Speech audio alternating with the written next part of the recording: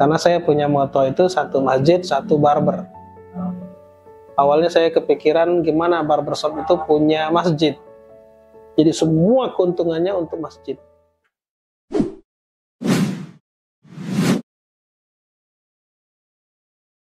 Bismillahirrahmanirrahim. Assalamualaikum warahmatullahi wabarakatuh. Perkenalkan, nama saya Andi ya, atau biasa disebut Ustadz Andi atau Ustadz Kisah. Saya sedikit cerita. Awal mula berbisnis barbershop ini tahun 2015.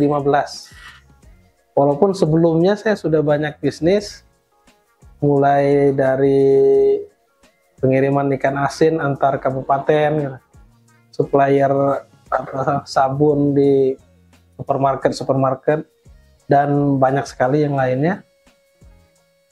Nah, atau herbal ya. Tapi ternyata yang berkembang itu barbershop dengan brand Ganteng Barbershop. Nah, Ganteng Barbershop ini berdiri 2015. Awal mulanya saya memulai tanpa ilmu pengetahuan. Walaupun saya sempat melakukan riset 4 bulan. Jadi saya melakukan riset 4 bulan tentang bisnis barbershop. Diawali waktu itu saya menghadiri sebuah pengajian. Jadi saya mengundang seorang tokoh manajemen masjid, Ustadz Ahmad Yani. Beliau termasuk DPP Dewan Masjid Indonesia. Di materi itu beliau menyebutkan bahwa ketika beliau mengisi pelatihan di Belanda. Nah, di Belanda itu di bawah masjidnya itu ada coffee shop, kemudian ada barbershop. Selesai acara, saya deketin Ustadz Ahmad Yani. Saya bilang, Ustadz, itu usaha barbershopnya hidup Ustadz di Belanda, hidup. Maka pada waktu itu saya berpikir, kalau di Belanda saja bisa usaha barbershop, cukur rambut, apalagi di Indonesia. Karena Indonesia ini negara mayoritas Muslim. Nah, dari situ awal mula saya berencana membuat usaha barbershop. Setelah itu saya melakukan riset, melakukan penelitian. Setelah pulang ngajar, saya langsung ke masjid. Kemudian khutbah Jumat. Setelah khutbah Jumat, saya nggak langsung pulang ke rumah. Saya menghitung ada berapa pangkas rambut yang berada di sekitar masjid. Kemudian setelah ceramah gitu ya, saya menghitung, dan subhanallah ternyata di depan masjid itu bisnis barbershop ini banyak. Ada yang 2 barbershop, ada 3 barbershop. Bahkan di kompleks saya ada 8 barbershop. 3-nya punya saya. Ternyata hidup. Nah, dari situ saya mulai berpikir, ternyata ini usaha bisa nih, bagus. Akhirnya saya buka lah. Jadi cabang pertama kita berada di Pondok Kacang ya. Saya buka di Pondok Kacang, datang ke sana, dan subhanallah, Allahu Akbar ya. Saya buka, dan ternyata apa? Saya rugi. Saya rugi, dan ruginya sampai 3 tahun. Tahun pertama rugi, tahun kedua rugi, tahun ketiga baru bisa bayar sewa. Jadi bisa bayar gaji karyawan dan bisa bayar sewa. Nggak ada untungnya selama 3 tahun. Dari itu saya merenung, kenapa? Maha besar Allah ya, yang Allah mengatakan yarfa'illahul ladzina amanu minkum wal ladzina utul ilma darajat. Jadi Allah akan mengangkat derajat, mengangkat kalau bahasa saya mengangkat omset juga dengan 2 cara. Yang pertama beriman, kita harus beriman kepada Allah, kita harus yakin bahwa Allahu war-razik, Allah yang maha pemberi rezeki. Bisa jadi omsetnya tidak besar disebabkan kenapa? Disebabkan ilmunya. Tempat untuk ibarat air hujan itu, ibarat air tempatnya kecil, jadi dapatnya juga kecil. Tapi kalau tempatnya baskom yang besar, dapat curahan airnya juga besar. Dan itulah yang dinamakan dengan ilmu. Maka dari situ saya berpikir, oh berarti ini bisa jadi ilmu saya yang belum sampai. Nah, saya belajar ke banyak guru, baik itu kelas lokal ataupun kelas nasional. Saya belajar ke guru-guru dan ternyata benar. Jadi ilmunya juga harus mengikuti, imannya harus tinggi, ilmunya juga tinggi. Salah satu mentor saya bilang seperti ini.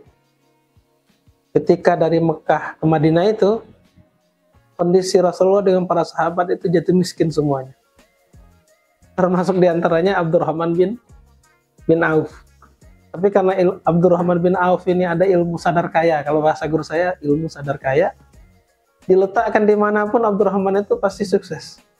Karena dia sudah ada ilmunya. Dan dari situ akhirnya saya belajar. Pada tahun keempat, ternyata mulai untung. Oh untungnya.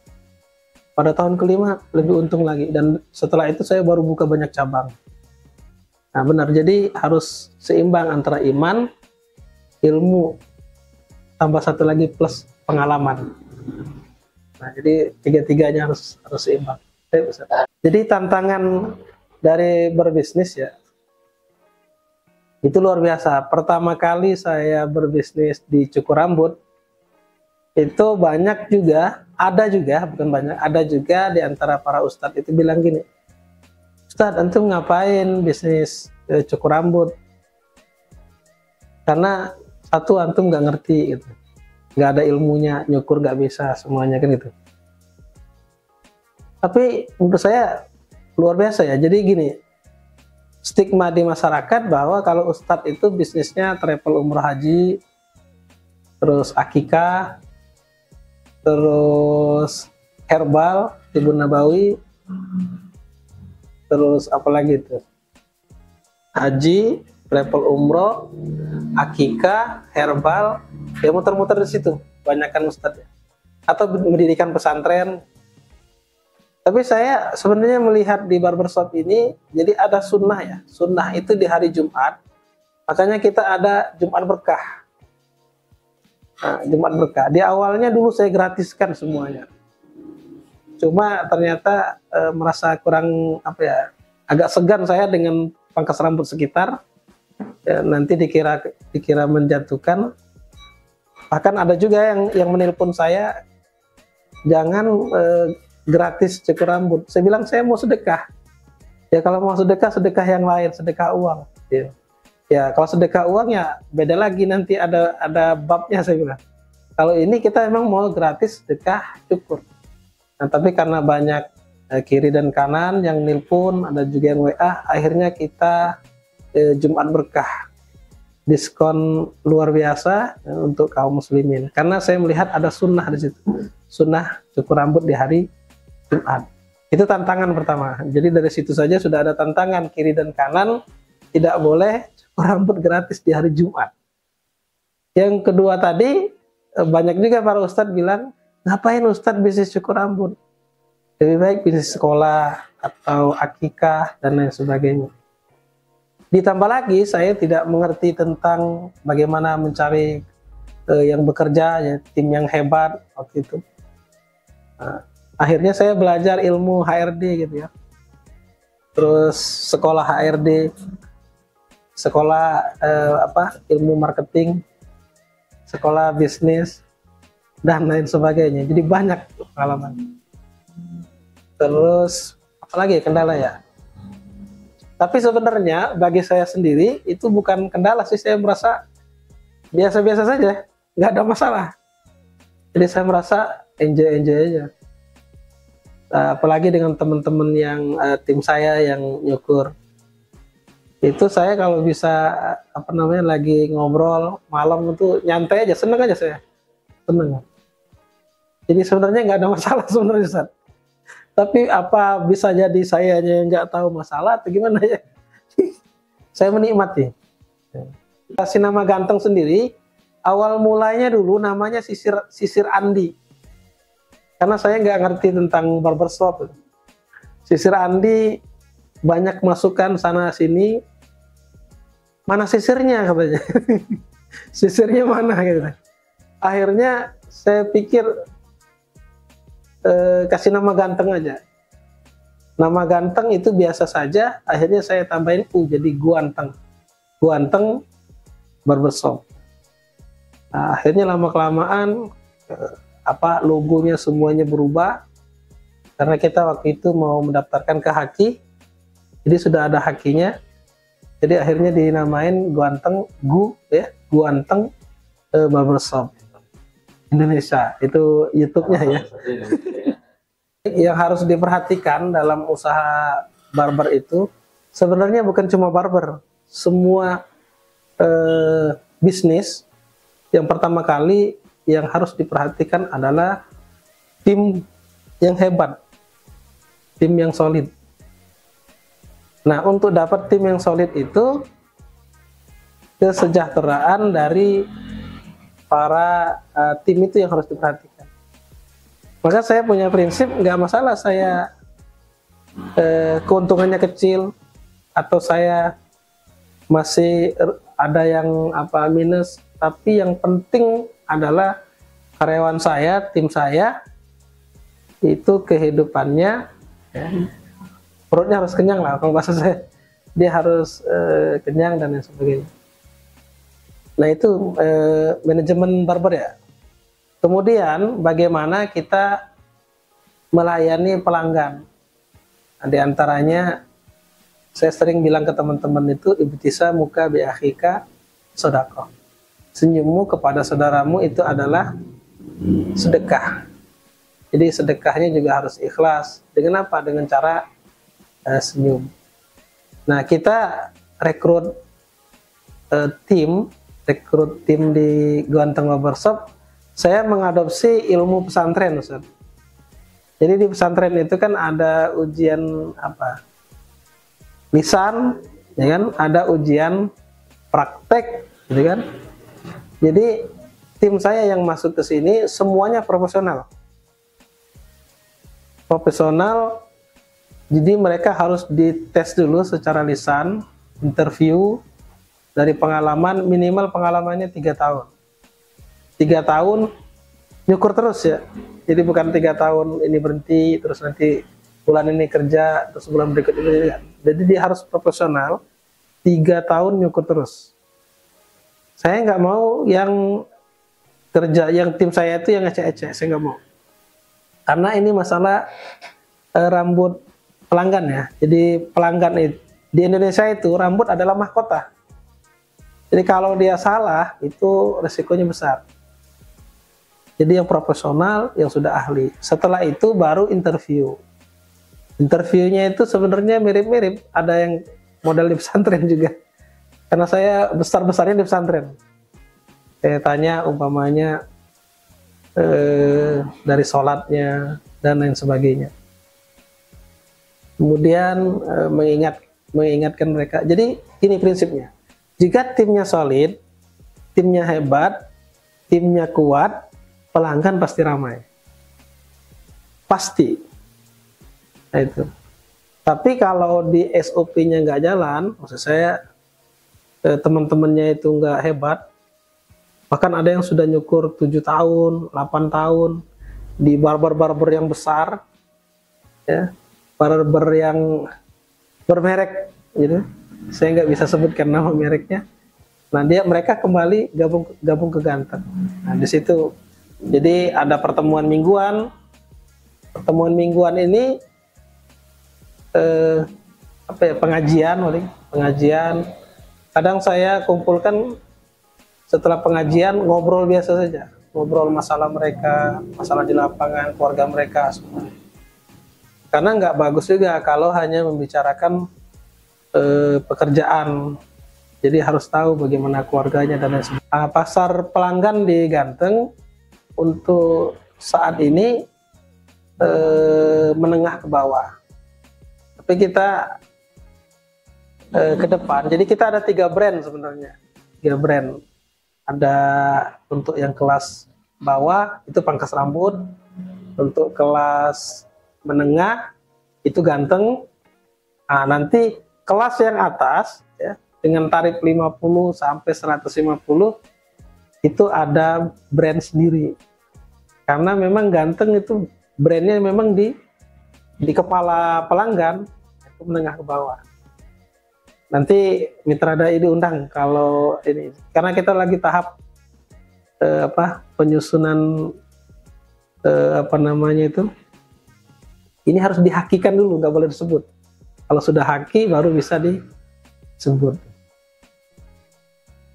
Ya, kalau variasi harga kita dari harga 20 sampai harga 35 untuk sekarang ya. Karena nanti ada barber yang high class itu targetnya 50 sampai 150.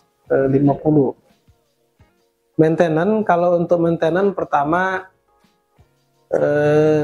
ada SOP tersendiri ya. Jadi apa yang harus dilakukan oleh barberman setelah dia cukur rambut, kemudian mau tutup barber, apa yang harus dilakukan? Umpamanya membersihkan tempat barbernya, dibersihkan. Jadi di sini mandiri. Mungkin kalau di barber yang lain ada yang bagian ngepel sendiri. Nah, kalau kita mandiri, maka prinsipnya anggap bahwa tempat ini adalah milik dari teman-teman yang bekerja di sini. Jadi mereka membersihkan tempatnya, dipel, disapu, dipel, kemudian peralatannya. Nah, setelah itu biasanya nanti ada tim khusus, tim yang keliling. Tim yang keliling bagian mengontrol peralatan-peralatan yang perlu ditambah atau ada peralatan yang perlu diganti.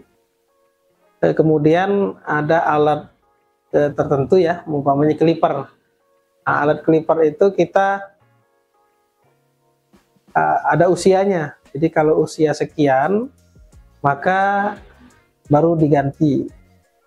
Dari mana tahu kekuatan alat itu? Ya dari hasil bertahun-tahun tadi, jadi ketahuan. Ini alat biasanya berapa tahun sih dia kuat gitu. Nah, kalau umpamanya belum sampai standar tahun tertentu dia sudah rusak, maka di situ ada denda. Nah, denda kepada barberman, berarti dia nggak amanah untuk menjaga peralatan berada di barber. Ya, kendala di barber. Jadi saya menganggapnya nggak ada kendala masalahnya. Menurut saya biasa-biasa aja, gitu. Dan kalau dibandingkan waktu saya masuk pesantren, perjuangan masuk kuliah, itu baru permasalahannya banyak. Kalau ini biasa-biasa aja. Gitu.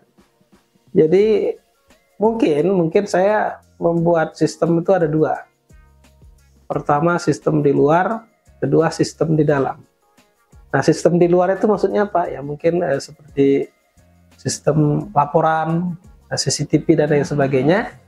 Kemudian sistem di dalam, saya memposisikan diri saya itu dalam 3 kondisi. Yang pertama adalah saya sebagai leader ya. Leader sebagai pimpinan. Jika sudah instruksi, sudah hasil rapat, maka teman-teman yang lain wajib mengikuti. Yang kedua, saya memposisikan diri saya sebagai teman.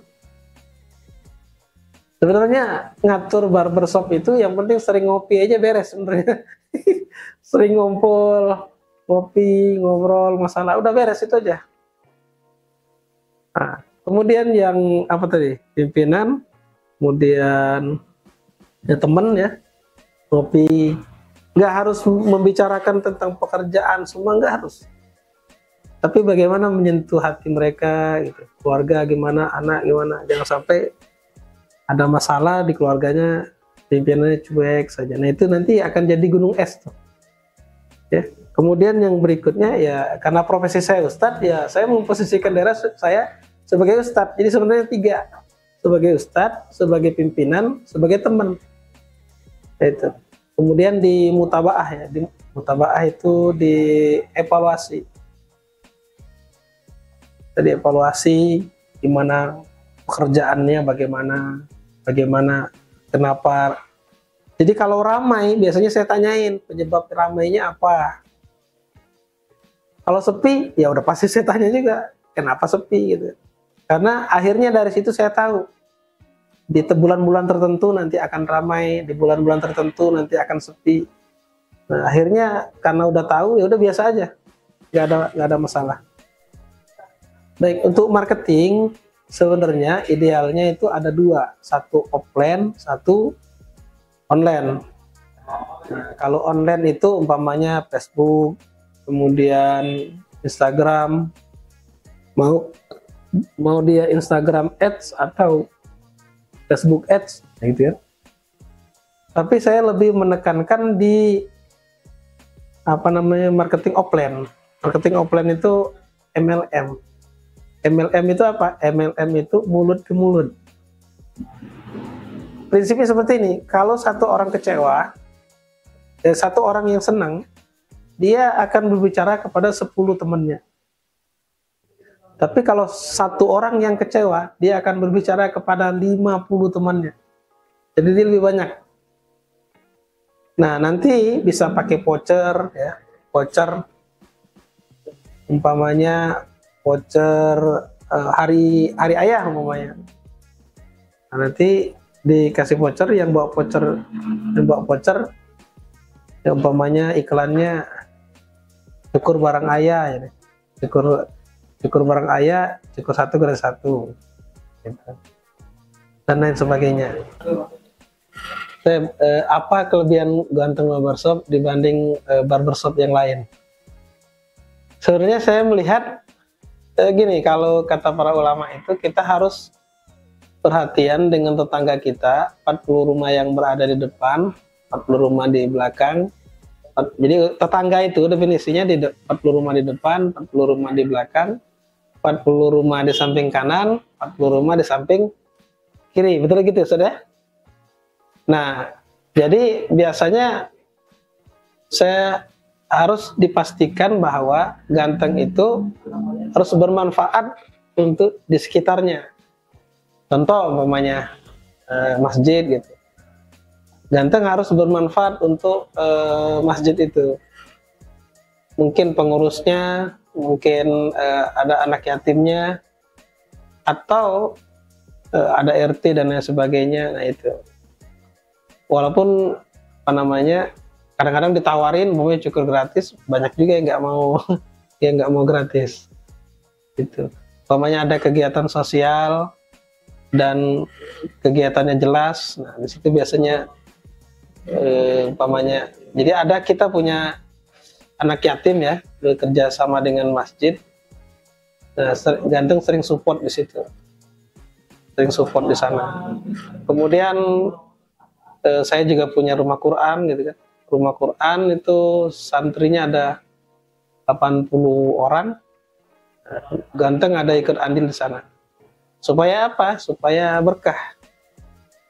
Jadi ngejar omset perlu, tapi harus ada remnya. Nah, remnya itu tadi pencapaian income ya. Wah, ini ngeri-ngeri sedap nih.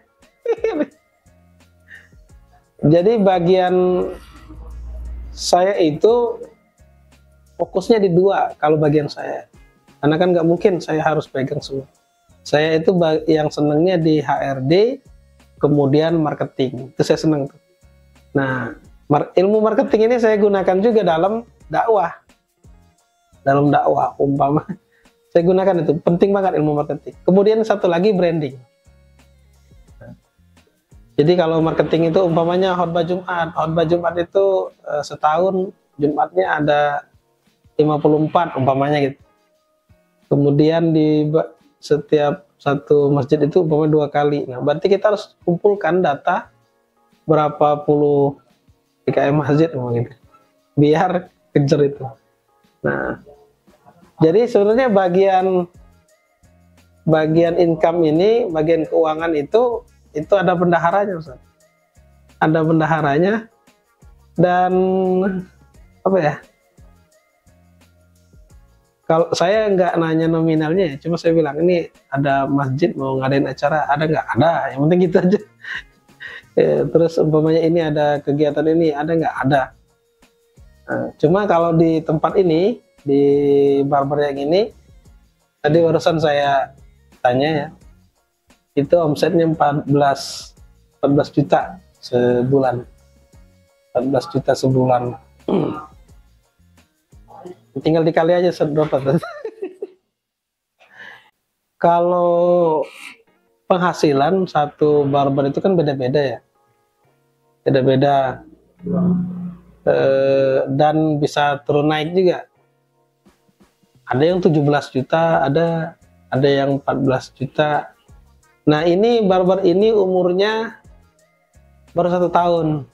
Kemarin bulan Juli ulang tahunnya. Kebetulan Japos ini baru ulang tahun.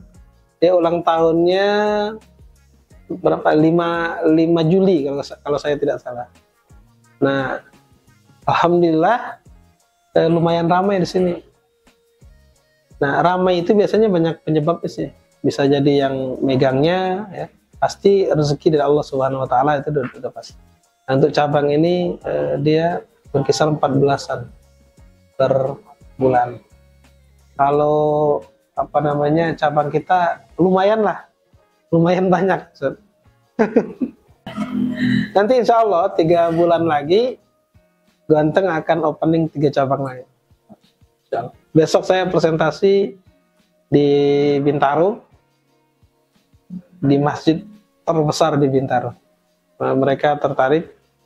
Nah, ini bukan karena keahlian saya ya, saya juga kegiatan saya itu ngajar, ngaji, ceramah, nggak ada kegiatan lain, ngantar anak, jemput anak. Jadi ini rezeki dari Allah saja. Tiba-tiba ada yang nelpon, pengurus minta kerjasama, dan alhamdulillah Ganteng sudah bekerja sama dengan Darut Tauhid cabang Jakarta, kemudian kerjasama dengan IZI, Inisiatif Zakat Indonesia, pelatihan remaja masjid, kemudian teman-teman yang difabel. Jadi yang dilatih itu ada yang nggak punya kaki, ada yang nggak bisa ngomong, tadi bisu, nggak bisa ngomong, ada juga yang nggak punya tangan.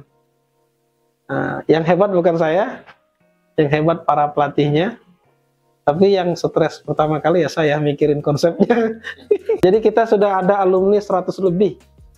100 lebih itu pelatihannya di Depok, Tangsel, Kabupaten Tangerang, Kalideres, terus Tanjung Priuk.